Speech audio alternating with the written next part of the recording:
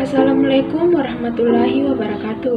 Perkenalkan, nama saya Yunang Raini, NPM 2020-151, kelas A, semester 4, Setia Mujahidin Toli-Toli. Di video ini, saya akan menjelaskan ringkasan materi mata kuliah Perekonomian Indonesia, pertemuan 1-7. Langsung saja kita simak materi berikut ini.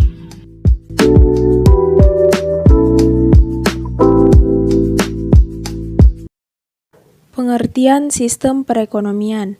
Sistem berasal dari bahasa Latin dan bahasa Yunani, adalah suatu kesatuan yang terdiri atas komponen atau elemen yang dihubungkan bersama untuk memudahkan aliran informasi, materi, atau energi untuk mencapai suatu tujuan. Sistem ekonomi adalah perangkat yang digunakan suatu negara untuk mengelola faktor ekonomi dan mengalokasikan sumber daya yang dimilikinya melalui unit-unit dan lembaga-lembaga ekonomi guna menghindari kekacauan di bidang ekonomi. Macam-macam sistem ekonomi. Sistem ekonomi tradisional. Jenis pertama dari sistem ekonomi adalah sistem tradisional. Aktivitas ekonomi pada sistem ini berhubungan erat dengan tradisi dan kebudayaan. Sistem ini identik diterapkan di masyarakat pedesaan dengan hasil ekonomi berupa pertanian. Tujuan utama sistem ekonomi ini sendiri hanya sampai kepada kebutuhan hidup sehari-hari masyarakatnya yang terpenuhi, bukan mencari keuntungan. Sistem ekonomi komando. Sistem ekonomi komando adalah sistem ekonomi yang terpusat. Sebagian besar sistemnya akan dikendalikan oleh pemerintah yang terlibat dalam proses produksi, mulai dari peralatan hingga ke fasilitasnya. Sistem ekonomi liberal. Sistem ekonomi liberal adalah suatu sistem di mana negara memberikan kebebasan kepada setiap orang untuk mengadakan kegiatan ekonomi. Sistem ekonomi campuran. Sistem ekonomi campuran adalah perpaduan antara sistem ekonomi pasar dan komando, yang mengambil garis tengah antara kebebasan dan pengendalian, yang juga berarti garis antara peran untuk negara kolektif dan peran menonjol individu. Sistem ekonomi kerakyatan. Sistem ekonomi yang digunakan di Indonesia berdasar atas demokrasi ekonomi. Artinya, produksi dikerjakan oleh semua masyarakat dan untuk semua di bawah pimpinan atau pemilikan anggota masyarakat. Tahap-tahap pertumbuhan ekonomi. Pertumbuhan ekonomi menjadi penting dalam konteks perekonomian suatu negara, karena dapat menjadi salah satu ukuran dari pertumbuhan atau pencapaian perekonomian bangsa tersebut. Berikut teori tahapan pertumbuhan perekonomian menurut para ahli. Tingkatan-tingkatan pertumbuhan ekonomi menurut Friedrich List antara lain: 1. Fase safe primitif. 2. Fase pastoral atau berternak. 3. Fase agrikultural atau bertani. 4. Fase agrikultural dan manufacturing, pertanian dan pabrik. 5.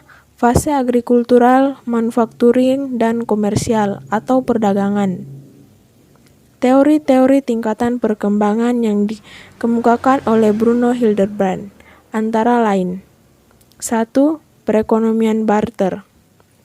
2. Perekonomian uang. 3. Perekonomian kredit.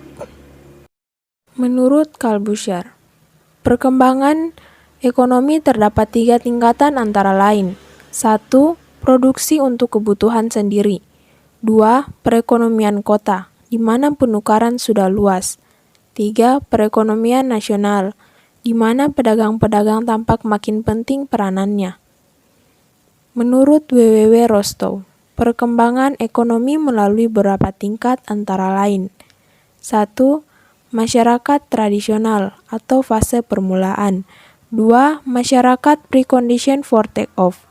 Perkembangan perekonomian dapat lepas landas. 3. Masyarakat take-off, memodernisasi perekonomian atas masyarakat tradisional yang kuat. 4. Masyarakat drive to minority atau masyarakat secara efektif menerapkan teknologi modern terhadap sumber-sumber ekonomi. 5. Masyarakat Heimaskonsumtion. Masyarakat pada masa ini memiliki masa konsumsi yang berlebih. Perubahan struktur ekonomi. Perubahan struktur ekonomi merupakan suatu gejala dalam ekonomi yang terjadi dalam perekonomian sebagai akibat pertumbuhan ekonomi atau meningkatnya kesejahteraan dalam masyarakat sehingga akan berpengaruh pada tingkat serta pola konsumsi masyarakat. Faktor penyebab perubahan ekonomi. 1. Sifat manusia dalam kegiatan ekonomi. Hukum Engels. Makin tinggi pendapatan masyarakat, makin sedikit proporsi pendapatan yang digunakan untuk membeli bahan pertanian. Proporsi pendapatan untuk membeli produksi industri menjadi bertambah besar. 2. Perubahan teknologi yang terjadi dalam proses pembangunan akan menimbulkan perubahan struktur produksi yang bersifat kompulsori dan indusif. Ciri-ciri perubahan struktur perekonomian. 1. Semakin menurunnya pangsa primer, pertanian, kehutanan, dan penggalian.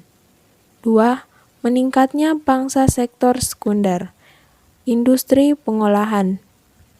3. Pangsa sektor jasa yang relatif sama tetapi cenderung meningkat sejalan dengan pertumbuhan ekonomi. Strategi pembangunan ekonomi daerah. Pembangunan ekonomi tak dapat lepas dari otonomi daerah karena pembangunan dapat dilakukan dengan maksimal jika otonomi daerah sudah diimplementasikan dengan baik. Dalam membangun ekonomi di daerah, diperlukan strategi untuk mengantisipasi kemungkinan terjadinya fluktuasi ekonomi sektoral. Strategi pembangunan ekonomi daerah dapat dikelompokkan menjadi 4 yaitu 1. Strategi pengembangan fisik. Strategi pembangunan fisik ini adalah untuk menciptakan identitas masyarakat dan memperbaiki daya tarik pusat kota atau civic center dalam upaya memperbaiki dunia usaha daerah. 2. Strategi pengembangan dunia usaha. Strategi pengembangan dunia usaha merupakan komponen penting dalam pembangunan ekonomi daerah, karena daya tarik, kreativitas atau daya tahan kegiatan ekonomi dunia usaha merupakan cara terbaik untuk menciptakan perekonomian daerah yang sehat. Ketiga, strategi pengembangan sumber daya manusia. Strategi pengembangan sumber daya manusia merupakan aspek yang paling penting dalam proses pembangunan ekonomi. Oleh karena itu, pembangunan ekonomi tanpa dibarengi dengan peningkatan kualitas dan keterampilan sumber daya manusia adalah suatu keniscayaan. Keempat, strategi pengembangan masyarakat. Strategi pengembangan masyarakat ini merupakan kegiatan yang ditujukan untuk memberdayakan suatu kelompok masyarakat tertentu pada suatu daerah. Kegiatan-kegiatan ini berkembang baik di Indonesia belakangan ini, karena ternyata kebijakan umum ekonomi yang tidak mampu memberikan manfaat bagi kelompok-kelompok masyarakat tertentu. Itulah tadi ringkasan materi mata kuliah perekonomian Indonesia pertemuan 1-7. Jika ada kesalahan kata atau kekurangan materi, mohon dimaafkan. Saya ucapkan terima kasih telah menyimak video ini, dan saya akhiri. Wassalamualaikum warahmatullahi wabarakatuh.